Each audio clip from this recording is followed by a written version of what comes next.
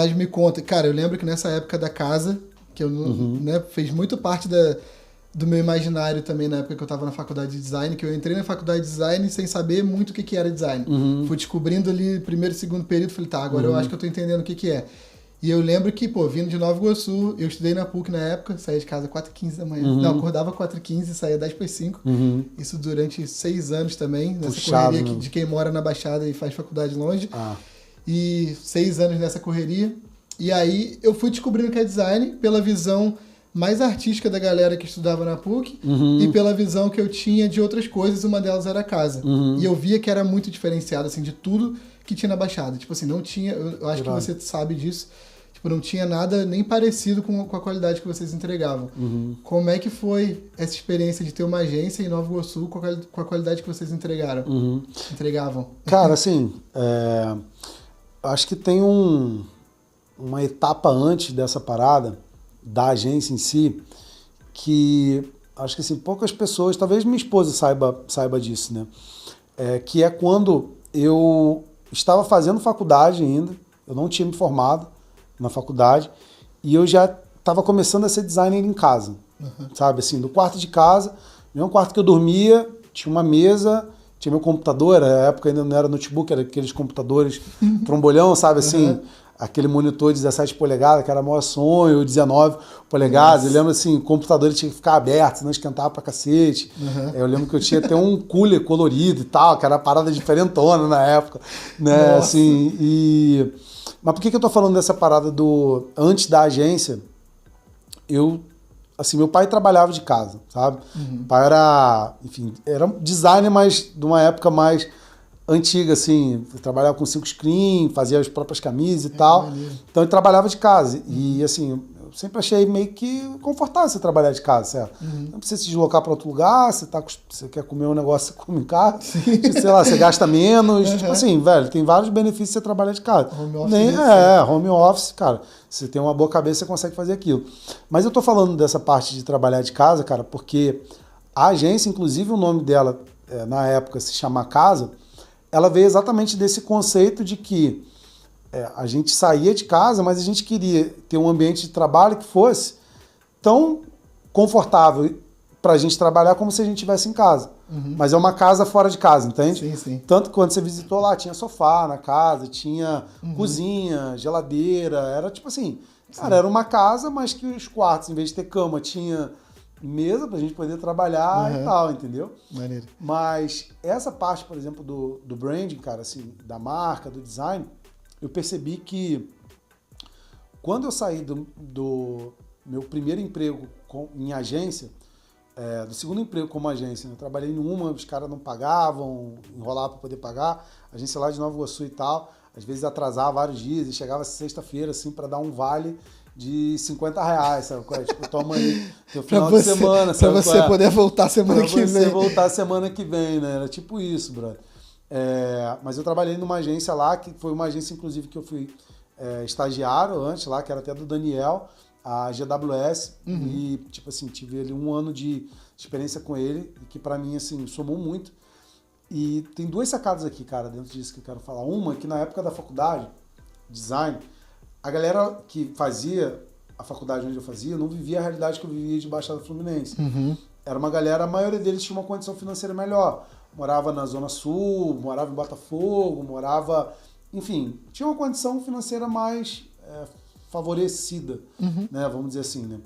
E quando eu falei que eu ia fazer um estágio para ganhar R$200 por mês, que foi quanto eu ganhava fazendo estágio lá na AWS, nossa, cara, 200 pila, velho. Tá certo, assim, o salário mínimo naquela época devia ser uns R$700, 680, sei lá. Sei lá, velho. Pra mim, assim, cara, eu tô aprendendo e tô ganhando, entendeu? Era essa parada que passava na minha cabeça. Mas eu não tô aprendendo a teoria, eu tô aprendendo o que os caras estão fazendo de verdade. E uma agência pequena, cara, você consegue ver tudo que os caras fazem. Não tinha muita divisão de sala e tal. Então eu tinha noção, assim, de, o cara faz uma proposta, quanto que cobra, o cliente tal. Sentei perto do design que, porra, já mexi em Photoshop porra, anos-luz na frente, fazia parada assim que eu não tinha a mínima noção, velho. Porque a faculdade, ela te ensina um conceito, mas ela não te ensina um software tipo, sei lá, o Lightroom, um Photoshop, um Illustrator, assim, de você mergulhar de cabeça. Ela vai te ensinar, sei lá, o básico aqui, né? Ah, cara, porra, como que você transforma um círculo em foto, um círculo no vetor? Pô, caralho, agora... Agora eu sei mexer. Tipo, coisa muito básica, né? Mas, enfim, por que eu tô falando isso? Porque ali, pra mim, e eu lembro de receber muita crítica na faculdade por... Cara, como que você vai aceitar um estágio de R$200 por mês? É melhor você trabalhar vendendo roupa na loja, que você vai ganhar mais do que isso. Sim. Mas assim, cara, o que tem a ver eu trabalhar vendendo roupa se não, eu não tô fazendo uma faculdade de moda, entendeu? Tipo, isso não tem a ver. Então, acho que isso foi uma sacada muito importante pra mim de ir, assim, cara, ganhar menos por um tempo, mas de estar aprendendo, sacou? Você aprendeu muito mais, né? Muito, cara, muito.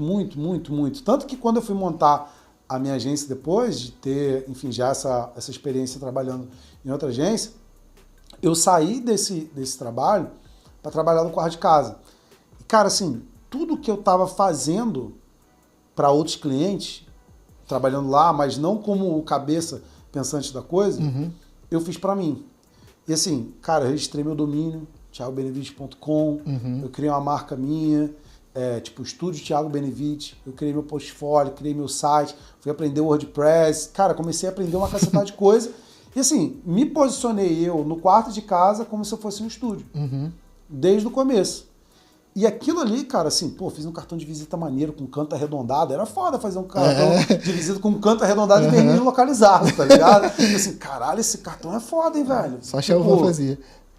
Só que, tipo assim, pô, diferenciado. Então, aquilo ali, cara, eu acho que eu falei disso num podcast recente que eu gravei pro meu canal do YouTube, que eu falei assim, eu fazia uma estratégia lá em casa, que eu pedia pra minha mãe e pra minhas irmãs, quando alguém ligasse pra lá, tinha a Bina. Não sei se tu lembra antigamente, né? Aquele aparelhinho que mostra o número. Que mostrava o número, certo?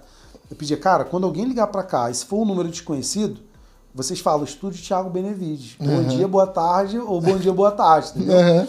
Tudo bem? Ah, vou ver se ele tá ou se ele pode falar. E assim, tinha hora que eu não falava, tinha hora que me dá uns minutos. E eu, cara, assim, fazia de propósito, às vezes, deixar 2, 3 minutos pra poder falar com alguém, porque assim, eu queria passar uma imagem que eu era profissional, então eu comecei a agir como profissional. E assim, quem tá ligando pra lá, tá vendo um site bem posicionado na internet, tá vendo resultado de pesquisa, porque eu criei um blog também dentro do meu site, enfim. Cara, quem ligava já tinha uma outra percepção de valor sobre aquilo que eu tava fazendo.